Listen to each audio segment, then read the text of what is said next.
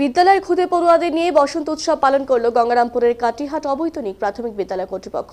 বৃহস্পতিবার বিদ্যালয় প্রাঙ্গণে দিনটি সাড়ম্বরে উদযাপন করা হয়, যেখানে বিদ্যালয়ের শিক্ষক শিক্ষিকা ছাড়াও উপস্থিত ছিলেন বিশিষ্টজনেরা।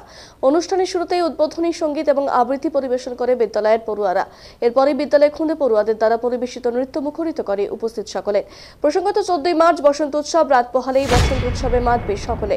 তার আগে গোটা রাজ্যের সাথে সাথে দক্ষিণ দিনাজপুর জেলার শিক্ষা প্রতিষ্ঠানগুলোতে পালিত হচ্ছে বসন্ত উৎসব।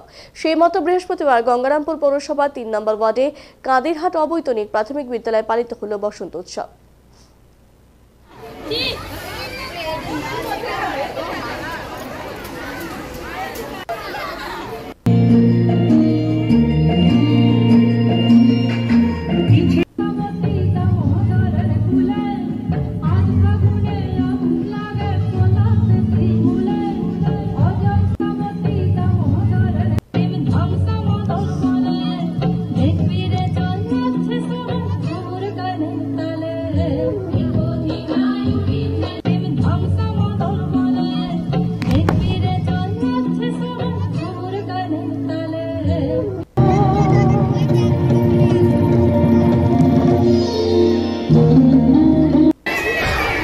এটা হচ্ছে কাদিহাট অবৈতনিক প্রাথমিক বিদ্যালয়ের পক্ষ থেকে ছাত্রছাত্রীদের দ্বারা এই বসন্ত উৎসব অনুষ্ঠান বিদ্যালয়ে পালন করা হচ্ছে। 3 নম্বর ওয়ার্ড গঙ্গারামপুর চক্র।